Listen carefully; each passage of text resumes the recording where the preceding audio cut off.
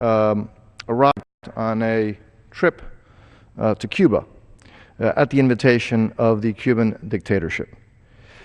He arrived there, and originally in his agenda that was made public, he had no meetings with any of the internal opposition leaders, no meetings with any of the civil society leaders, no meetings with anybody other than the regime.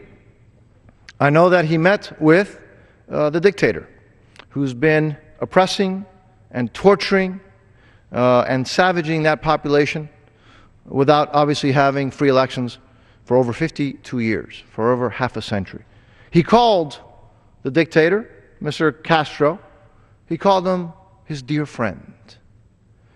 Mr. Speaker, right before former President Carter arrived at that enslaved island, the regime went about arresting and detaining a rather large number of people who they wanted to make sure didn't make trouble. Now, remember that making trouble in that totalitarian regime, Mr. Speaker, is speaking out, asking for freedom, just getting together and organizing and asking for some basic human rights. So they started systematically detaining and arresting and harassing people so that former President Carter wouldn't have to wouldn't have to be bothered with the inconvenience of people actually speaking out and asking for freedom and asking for democracy. A group of people, Mr. Speaker, actually went in front of the old Capitol building. Capitol building, by the way, that doesn't look very dissimilar to this Capitol building, where at one time debates in a democratic society used to take place, where people argued and debated in a peaceful fashion about their future, about their agreements and disagreements. So a group of people decided to demonstrate in front of that building, which is actually very emblematic as to what they were talking about. And basically just to say, we want freedom. We want democracy. We want the ability to speak out and determine our future. But for that, they were again harassed, and for that, they were arrested. Heriberto Liranza was reportedly beaten by state security, rather harshly. Several were detained at the protests in Havana, including activist Heriberto Liranza Romero, president of the Cuban Youth for Democracy movement, and Boris Rodriguez Jimenez, a member of that same organization. Mr. Speaker, one of the heroes that I greatly admire is a man named Jorge Luis Garcia Perez. Everybody knows him as Antunes by one name. He mentioned, and he said, quote, this action of just demonstrating, is a demand for the freedom of the political prisoners, and in response, a moral slap in the face to the campaigns undertaken by the regime to divide the opposition. He went on to say, Mr. Speaker, we are true to our motto, the streets belong to the people. But you see, unfortunately, in Cuba, just standing out, walking together like the ladies in white do, and when they just demonstrate peacefully together, they walk together as a symbol of just speaking out because their relatives, their husbands and fathers and sisters and daughters and brothers and sons, etc., are in prison. Just for doing that, they get savagely beaten by that regime. Now, did President Carter, while he was there, did he insist on free elections for the Cuban people? No. Did he insist on meeting with and speaking about and talking about those who are suffering in the dungeons, the political prisoners? No, Mr. Speaker, he did not. And as I mentioned at the beginning, sir, he really didn't even have it on the agenda to even meet with anybody other than the regime until I guess he was a little bit embarrassed by some of the reports and eventually decided to allow some people to try to meet with him. But so did he speak out about the savagery of the regime? Did he speak out about the lack of elections? Did he demand free elections for the enslaved people? Did he demand for an end to the apartheid system? Did he demand that that regime turn over the many fugitives from American law who are harbored by that terrorist regime 90 miles away from the United States? No, Mr. Speaker, he did nothing of that sort. But let me tell you what he did do. He spoke of and he complained about the sanctions that the United States government has to try to show solidarity with the Cuban people, to have a leverage with that regime once Castro is no longer in the picture, which I think is sooner than people expect. He complained about the attitude and the policies of the United States government, but not about the policies of that thug, that dictatorship 90 miles away. He didn't complain about what they do, what that dictatorship does to its own people. Did he complain about the mass arrests of those heroes who wanted to speak out and who decided to use that opportunity in front of then the Capitol building to just ask for freedom? No, he didn't do that, Mr. Speaker. But he did complain about U.S. policy. But he went a step further. He went on to demand the release in the United States of 5 convicted criminals. 5 people who were convicted in the United States, in a country where we have due process, we have all the rights and all the rights that are provided to a defendant. 5 people who were convicted of espionage, and 1 who was also convicted of conspiracy to commit murder.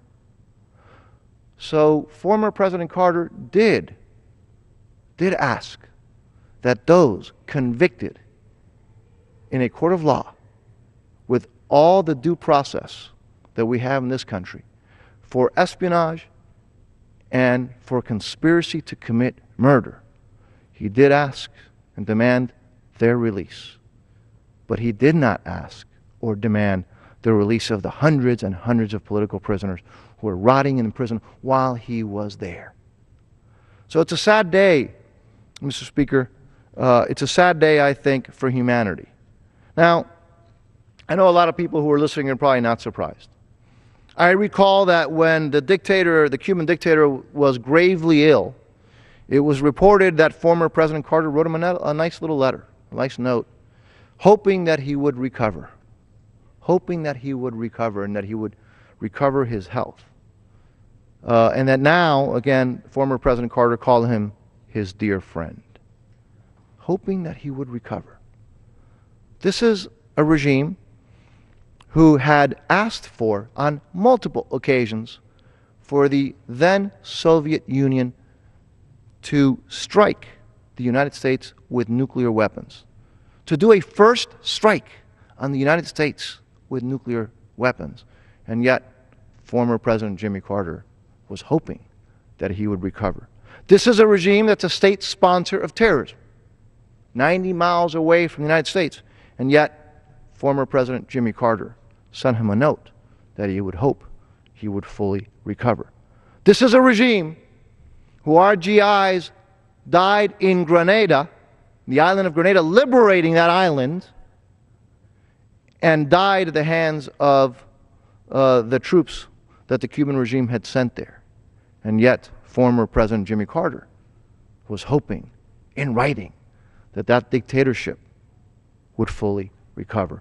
This is a dictatorship that harbors U.S. fugitives, that harbors terrorists, that's on the state list of states that sponsor terrorism, one of just 4 on that list. And yet, former President Jimmy Carter was hoping that he would fully recover. Well, unfortunately, the dictator has somewhat recovered. And what has he been doing? Well, more of the same. He still harbors a terrorist. He still harbors the fugitives. And he still is creating all sorts of havoc around the hemisphere. But he's also, in addition to that, continues to enslave his people, to oppress his people, to torture his people. And we've seen example and after example of that with, again, the last arrests that I just spoke of. Mr. Speaker, a couple of weeks ago a group of us actually here in Congress spoke to another one of my heroes, Dr. Oscar Elias Bisset. Dr. Oscar Elias Bisset is a brilliant, young, Afro-Cuban physician. He founded the Lawton Foundation for Havana for Human Rights in 1997. And you know, that was founded just to promote the study and defense of human rights and to denounce human rights violations inside Cuba and wherever else they may take place. Now, for denouncing, Mr. Speaker, the double standards and discrimination against the Cuban people, the discrimination that the Cuban healthcare system has for the Cuban people, he was forbidden from practicing medicine. Again, he was an MD. On November of 1999, Dr. Bisset was imprisoned for 3 years just for organizing a peaceful pro-democracy protests. He was released in 2002. By the way, again, was no longer allowed to practice medicine, but he was released in 2002. And so what he did is he organized seminars on just the Universal Declaration of Human Rights. I snicker because, you know, that's something that every day people talk about. I mean, my colleague right now, on the other side of the aisle, just spent quite a large part of his time talking about the evolution of the Constitution, et cetera, and human rights. Well, Dr. Bisset, when he was released in 2002, he talked about the Declaration of Human Rights. So he was arrested once again in December of 2002 for attending seminars and for organizing some of those seminars. On April 7th, Dr. Bisset was sentenced, in 2002, was sentenced to 25 years in prison. He has been incarcerated in multiple prisons around the island, in multiple gulags, and has suffered greatly in his incarceration. On November 5th, 2007, President Bush recognized Dr. Bisset by presenting him, in absentia, of course, he was not allowed to visit, with the Presidential Medal of Freedom, and stating that Dr. Bisset, quote, Dr. Bisset is a champion in the fight against tyranny and oppression. Despite being persecuted and imprisoned for his beliefs, he continues to advocate for a free Cuba in which the rights of all people are respected. I said, Mr. Speaker, that a group of us, Chris Smith from the state of New Jersey, Congresswoman Ileana Ross-Leighton, chairperson of the IRR, International Relations Committee, and I spoke to Dr. Bisset by telephone. And obviously the first thing was we asked him about his health, and he has suffered greatly in prison. I can tell you, Mr. Speaker, that he has not, however, given up his efforts. He said, you know, I am recuperating so I can continue the struggle for freedom. We asked him about well, what was his opinion about the policy, the United States policy. By the way, the same policy that former Jimmy Carter now has just criticized. We said, you know, there are some that claim that if we just opened up trade and we just opened up and we got rid of the sanctions, that freedom would come to the Cuban people. And he was emphatic. He was so emphatic. He said, no. He says, tyrants are always looking at ways to get more money. Tyrants are always looking at ways of getting more revenue. But he further stated, the only thing that would do, and I'm paraphrasing what he said, but he was very emphatic and very clear, the only thing that would do, he said, would be to strengthen the dictatorship. It wouldn't help the Cuban people. It would strengthen the dictatorship. Did former President Jimmy Carter meet with Dr. Bisset, the recipient of the Medal of Freedom? No, he did not. He did not because he probably would have not liked to have heard what Dr. Bisset would have had to say.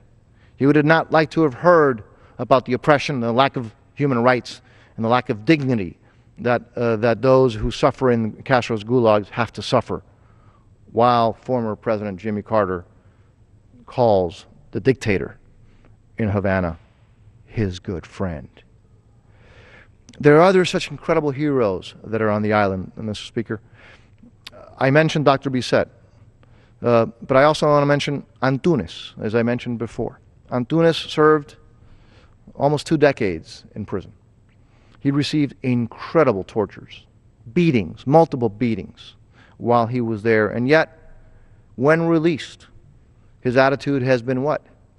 His attitude has been one of great dignity, of great courage, of standing up, and continues to demand elections, continues to demand freedom. And he also would tell you, if he could be speaking here today, that we have to stay firm, and we have to hold steadfast and show solidarity with the Cuban people, not with the regime, not with those that former President Carter calls his good friends. Not with those that former President Carter says that they should continue to, when they were ill, hoping that they would do well and fully recover.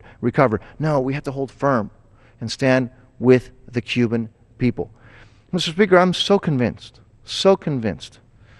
that the Cuban people will be free, despite the apologists, despite those that go out of their way to try to make the regime look good, try to make the regime look like they're this wonderful, charitable regime, because every once in a while they may free a political prisoner as a token gesture. Despite that, the Cuban people continue to stand firm. Their heroes are still there. The Mandelas and the Havels of Cuba are on the island. They're speaking out. Most of them, many of them have been imprisoned. Many of them have been tortured and beaten. But their spirit remains strong, Mr. Speaker. They continue to speak out.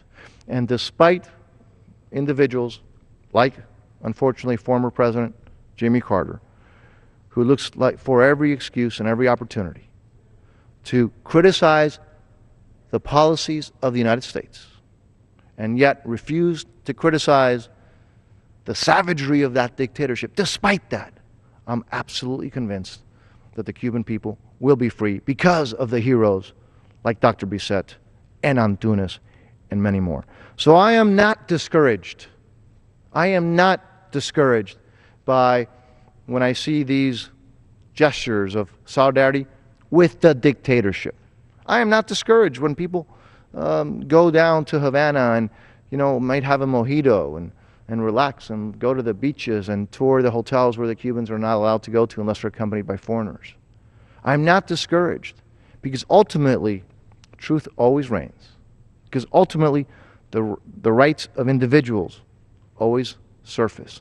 Ultimately, those that sacrifice and that work hard and the heroes who, by the way, are the future leaders of a free Cuba, those heroes who are in the dungeons or who are in and out of the dungeons, they don't give up, and they're not discouraged, and they're not quieted, and they will not be intimidated. So, Mr. Speaker, despite this, what some would call a slap in the face to the cause of human rights and democracy in Cuba, but I will tell you further than that, the cause of human right and human dignity around the planet. Despite that former President Jimmy Carter has just attempted to do, I'm not discouraged. On the contrary, I am as encouraged as ever. I think I might end by reading a letter, if I actually have it here. No, I don't think I have it.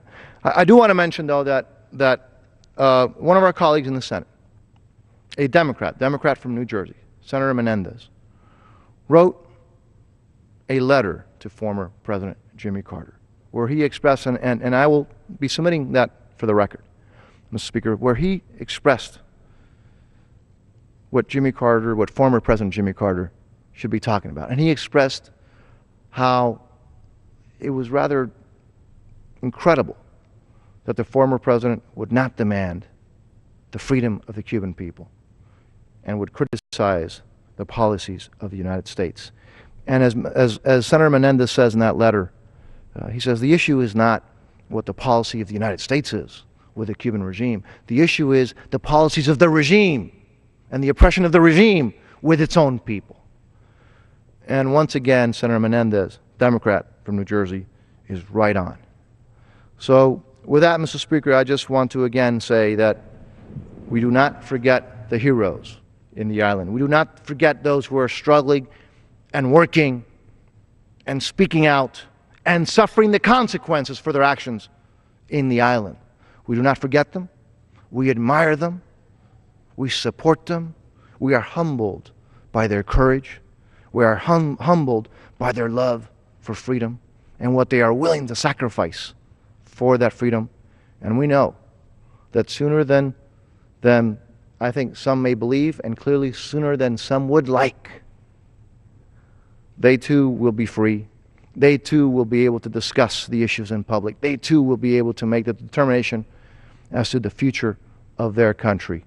So I am encouraged and humbled by their leadership, despite sometimes the sadness of what we have to listen to by those who still continue to call Fidel Castro their good friend.